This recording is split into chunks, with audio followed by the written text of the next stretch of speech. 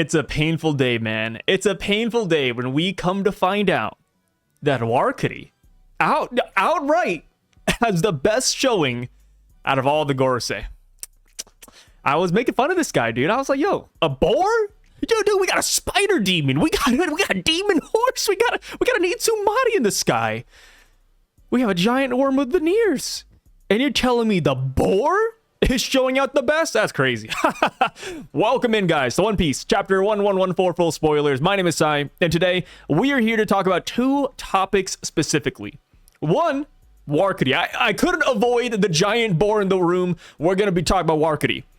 And then we're going to be talking about reactions around the world. You know how this goes down. I come into this assuming that you've already read the full spoilers for yourself, and we're just here for the afterthoughts. We're here for the shower thoughts, the Talking Dead, per se. If you guys have watched The Walking Dead, The Talking Dead is the show that plays right after that, where they get like 5 guys and they just kind of hang out and talk about the show. That is what we're here to do. You know, we're just here to have a little conversation. And yeah, let's talk about Warcry, because this guy, he's looking pretty damn good. So 2 weeks ago, we got the panels where Luffy used his Gear 3rd Red Rock on Warcry. Luffy's hand was throbbing in pain because Warcry's skull was just that dense.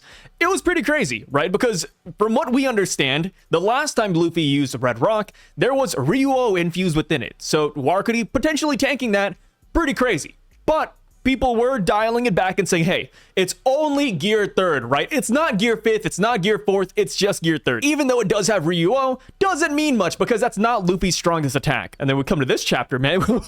We come to this chapter, and Luffy's in Gear 5th. You know, Luffy said, yo, Gear 3rd ain't working, Gear 5th, here we go. He attacks Warcry, and we end up with the same results.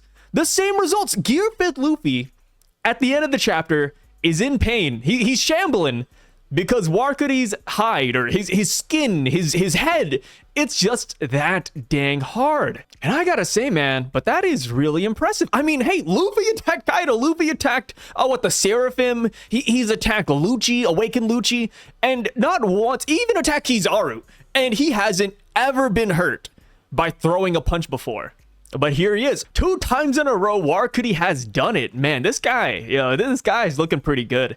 I mean, granted, though, like, Warcry hasn't landed a legitimate blow on Luffy. The last few times he tried to attack Luffy, Dorian Brogy blocked it, and then Luffy just simply dodged. So while this is really impressive from Warcry, it is strange that he hasn't landed any blows yet. Maybe that does happen this chapter and we just didn't get it in the full spoilers.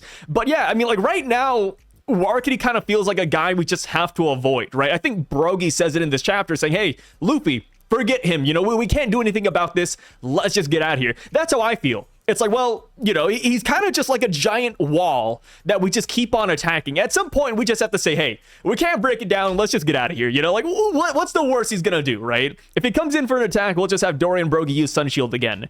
But yeah, dude, Warcry is looking really good. I would say, I mean, by far, I think he does have the best durability in the series. I mean, there's not a lot of characters who are touted for durability, right? We had Kaido, we had Big Mom, we also had Sentomaru, you know, pre-time skip. But now, like, Warcry kind of dwarfs everything we've seen in terms of durability. I mean, in terms of attack power, that's still up for debate. Yes, he has Conqueror's Haki, which is really impressive, but you know, I gotta see more from him. And what's funny too is that people are saying right now that Warcry, and I know people are gonna say this too, but you know, I call him Warcry. It's Warcry, but I think Warcry sounds a lot cooler, and that's how I assume they're gonna say it in Japanese. So Warcry, in my humble opinion, isn't even my top Gorosei if I had to pick one right now, because I'm a guy that goes by the numbers, you know? Like, every anime, even One Piece is included in this, every anime, whenever they give you a hierarchy of 1, 2, 3, 4, 5, or whatever, usually that's based on strength. And Warcry, from what I recall, is number 3. All right, let me just double check this real quick, actually. I don't want to be wrong on this. All right, Warcry, let's see here. What chapter was that? What chapter did the Gorosei get here? Was that 1110? 1110, okay. Yeah, Warcry is number 3 of the Gorosei. I mean, to be fair, we still don't know what the numbers mean. You know, like, I'm just assuming it's based on power, but even then it's kind of weird because Jupiter would be number 1. And then Bakutsu, Venus would be number 2. Like, it's such a strange ranking, but I do think that has to do with power. I don't know.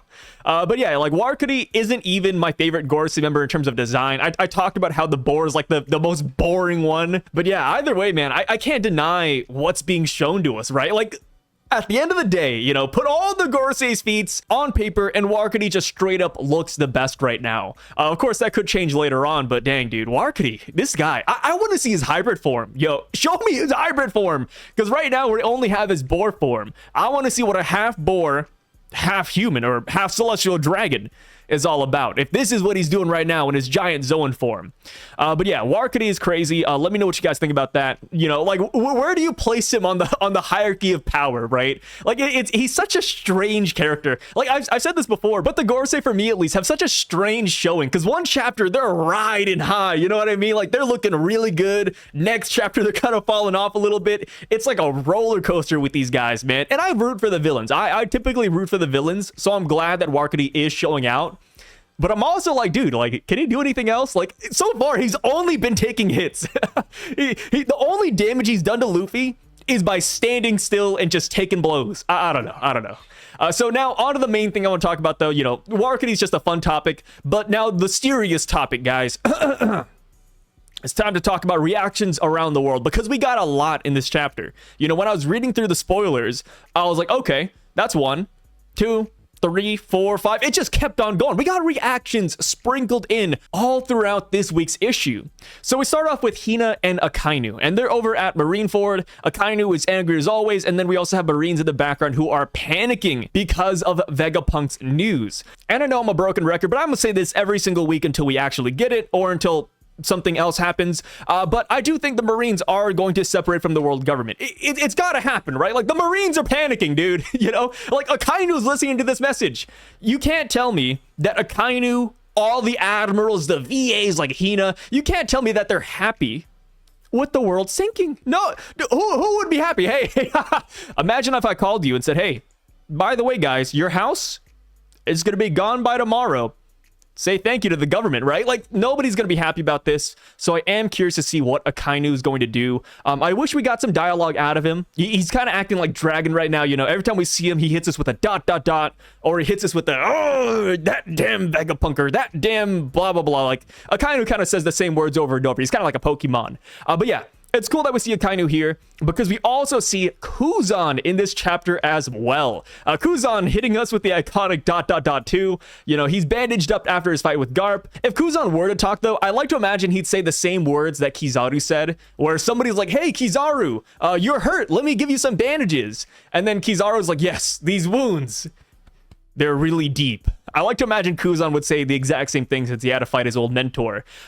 What's cool about Kuzan, though, is, so we talked about the Marines and how they might not like this news. I wonder how Kuzan would react, right? Because Kuzan is currently with the Blackbeard Pirates. So I'm excited to see if the Blackbeard Pirates have some sort of idea on how to survive this great flood, right? Has Blackbeard been cooking on the side? You know, are they panicking, right? What's Vasco shot up to? San Juan Wolf? Like, how are they going to take this information? Because last we saw the Pirates of Hachinosu, they didn't really care about Vegapunk. Like, I mean, out of all the reactions last chapter, Hachinosu guys didn't really care as much as the other people. But we do know that Blackbeard is a cut above, so I like to imagine he's currently conceiving up a plan right now. So the next person we see is Polly over at Water 7, and apparently he looks really panicked as he looks onto the city. So I'm assuming that means that they haven't finished making Water 7 a floating city quite yet, which I'm not really too worried about it, because at first, you know, they just had a year time frame to make Water 7 a floating city before the next Aqua Laguna.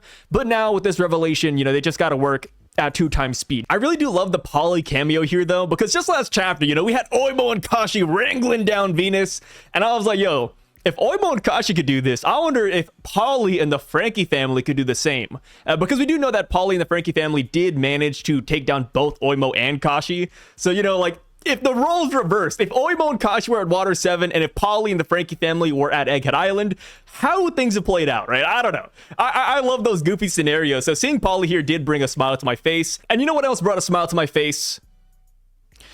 Doflamingo and Warden Magellan. Well, I guess he's not a warden anymore. He's just like a prison guard, right? Or maybe he's a vice warden. Yeah, maybe he only stepped down one position. But either way, we do know that he is no longer the warden because after the Impel Down breakout, he blamed himself and he felt like he didn't deserve that title anymore. So now he's on guard duty and he's watching over Doflamingo, and Doflamingo's like, hey, you hear that, Magellan? Sounds like we have to go to a higher place, huh?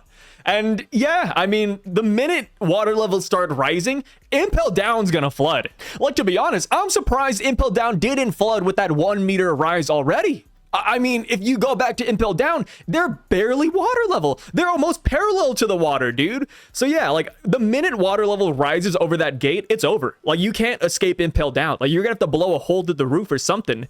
So yeah, I do think that Dofi, while he is memeing on Magellan in this chapter saying, hey, we should go to a higher place, Magellan, ha ha ha, I do think that is something that's going to have to happen, right? The Impel Down prisoners are probably gonna have to be transferred somewhere else, and if they do end up transferring the Impel Down prisoners, yo, prison break. Dude, if they actually have to start transferring prisoners to a safer location, prison break, 100%. Doflamingo, Bon Clay, which I've seen some people asking whether or not Bon Clay's alive or dead. He is alive. We saw him in a cover page story like I think 10 or so years ago. He's currently at level 5.5. So yes, he somehow survived his fight against Magellan, and he is currently still in the prison. So if there's a prison break, Dofi, Bon Clay, all of Dofi's family. Who else would be there? I feel like I did this last time. Weevil would be there. We'd have King, Queen. I'm assuming maybe even some of the Toby Ropo off screened. I feel like there's going to be a lot of people here that could escape if they do end up transferring. One downside, though, is that I kind of hope that a prison break doesn't happen, because I kind of feel bad for Magellan, you know? Like, Magellan's just trying to do his job. He got he demoted himself because he felt so bad that they broke out. If they break out again underneath his watch, that would be insult to injury, really. Since we're on the topic of Impel Down, though, I really wish we got to see Hannibal, because Hannibal is the current prison warden, and I would love to see if he had some sort of 2-year time skip growth, right? Because last we saw, you know, for me, you know, personally, Hannibal was one of my favorite characters out of Impel Down. He was a goober, he was a loser, he was not strong, but he had that willpower. He did not want to go down against Luffy. He couldn't land a singular blow, you know? Just like Warcudi, Hannibal couldn't land a single blow, but he just kept on getting up.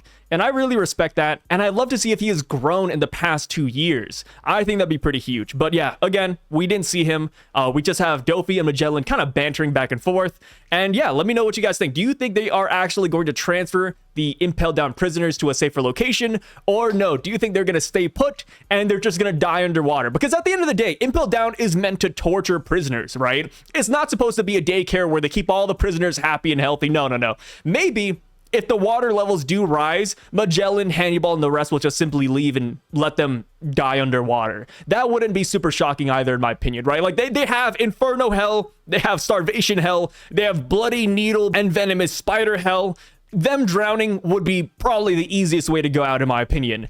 So yeah, let me know what you guys think about Impel Down there. But the next people we get to see in this chapter are Shirahoshi and Neptune. From the sounds of it, Shirahoshi is pretty confused about what this message actually means for the world, and Neptune is looking aghast, right? Like, he's just pretty shocked about all of this too, and I'm really glad Oda showed them in this chapter for a couple of different reasons. One, because Shirahoshi is an ancient weapon and she will come back into play pretty soon, but two, because the fishmen, you know, they spent their entire lives underwater wanting to go to the surface, right?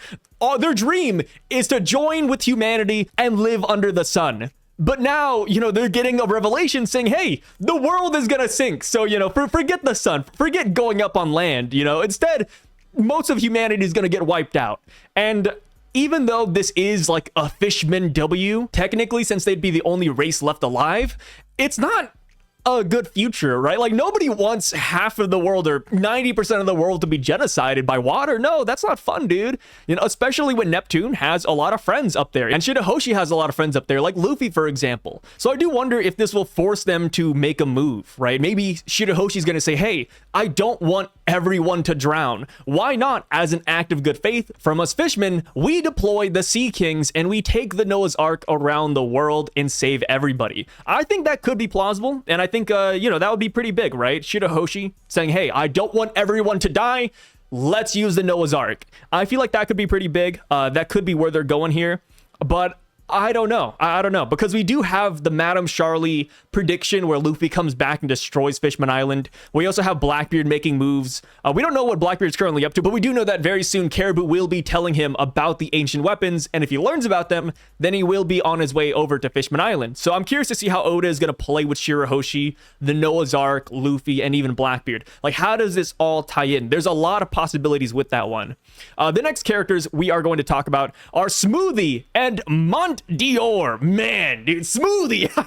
Imagine that. Out of all of the Big Mom pirates we could have seen, Oda brought us Smoothie. That is kind of foul, dude. Like, Smoothie has done nothing in the manga. In the anime, so, you know, going back and rewatching the series again, Smoothie actually got a couple of blows in on the Thousand Sunny, dude. She, you know, she did some abilities in the anime, but in the manga, she did jack squat, nada, nil, nothing. But here she is, man. Oda brought her back into the fold, and, you know, I'm kind of happy about that. I want to see more out of Smoothie, and Smoothie, in my opinion, I mean, Mondior too, and most of the Big Mom pirates, but they have like this open threaded plot line right now because we don't know what is going on with them. Last we saw Smoothie, she got knocked off of the waterfall by King, or no, by Marco, and then that was it, right? Like, that's the last time we saw these guys. You know, like, were they looking for Big Mom? Did they find Big Mom? Are they at Whole Cake Island? What are they doing? What's their plan? Who's the leader of the Big Mom pirates right now? We have no idea. We have no idea.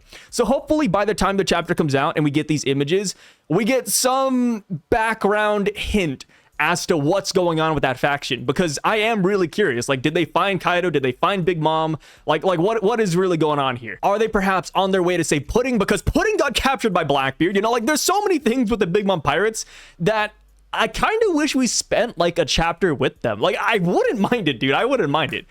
So after Smoothie and Mondior, we see Tanjit over at Long Ring Longland. Another, I was going to say iconic. Yeah, I wouldn't say iconic. That's not the right word for Long Ring Longland. Another relevant island. Yeah, that's it. It's relevant. It's relevant.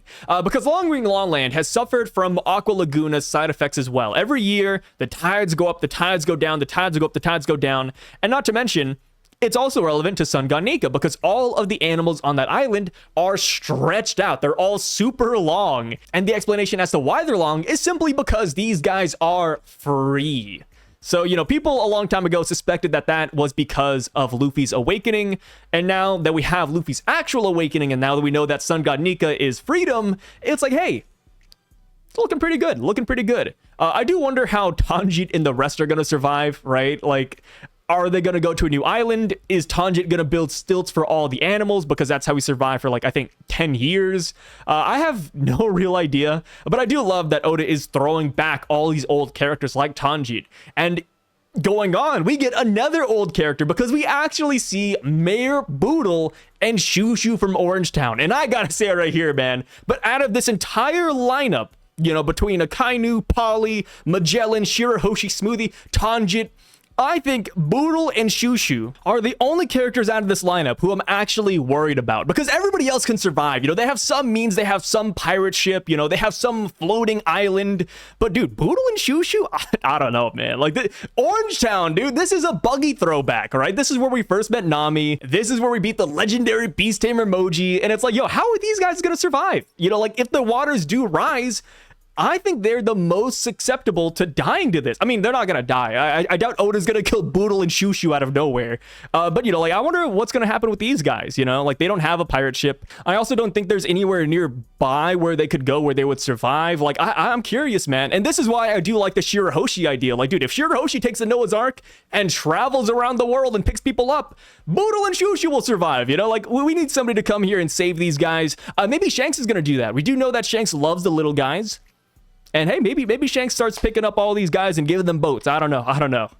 So two last people we're going to talk about here, but we also have Jaguar de Saul making an appearance in the chapter, and he is laughing his ass off, dude. Saul is having a great time listening to Vegapunk's message, right? Because Saul was there when Ohara went down. You know, he saw the island go up in flames. Clover didn't get his message out in time before the Gorosei killed him, but boom, here it is. Vegapunk is doing what Clover could not in the past, and Saul is living it up. So while Saul doesn't give much input in this chapter, he does does serve as a hype tool for Elbaf, right? Like, you know, I hate giants, but I do like Saul. And you know what? I'm excited to see him on Elbaf. So the spoilers don't go into like big details as to how these characters look right now, but I'm curious to see how his burn scars look. Is he silhouetted?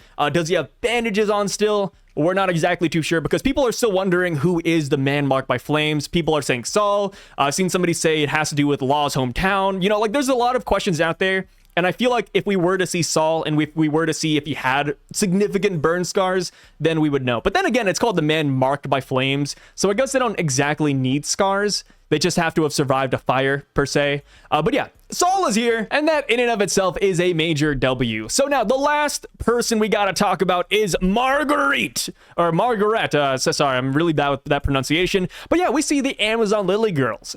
And what's interesting about them is that we actually don't see Boa Hancock in this chapter, which makes a lot of sense because last we saw, Boa was talking about leaving Amazon Lily. Because as long as Boa Hancock stayed there, Marines would endlessly swarm the island until they capture her. So she must have set sail, and we don't know where she's at. She said she wanted to go see Luffy. So, is she on her way here? Is she on her way to Egghead Island? Because we do know that these newspapers were spread around the world the other day. So I wouldn't be super shocked if Boa read the news and was like, hey, Luffy's barricaded on Egghead Island? I'm gonna go to his rescue. Wouldn't be super shocked, man. Wouldn't be super shocked. But yeah, Marguerite and the girls on Amazon Lily. We don't see Rayleigh either. So I am also curious to see what he's up to. Being a former Roger pirate and being a guy who knows how to coach ships to go underwater, I want to see what good old man Rayleigh's up to. But yeah, that is it for me today, guys. I just wanted to talk a little bit about these characters, you know, just talk about the reactions, War Kitty, all that good stuff. The chapter should be coming out tomorrow or the next day. And yeah, let me know all your thoughts about these guys down below. And who, out of the reaction lineup, was your favorite to see? Personally, I think mine would be probably Dofi and Magellan. Yeah, Dofi and Magellan, because we don't see them that often, and I'm a big Magellan fan. You know, Dofi, I'm a big Dofi fan too, but Magellan, dude, the poison guy, come on, come on. Oh, yeah, wait, real quick, how much time do we have left? Yeah, we have enough time. So, Celestial Dragons. We also see the Celestial Dragons react in this chapter to Vegapunk's message, and they straight up said that they have no idea what the hell the Void Sentry was even about. I doubt that speaks for all of the Celestial Dragons. I feel like the Holy Knights know what happened. I feel like they're a higher tier of Celestial Dragon, and the Gorosei too. Like, the Gorosei weren't, I mean, at least to our knowledge, they weren't, like, shocked about the Void Sentry news. So I am curious to see how other Celestial Dragons react to it. But yeah, with that being said, I'll catch you guys later. My name is Sai. Signing out. Peace.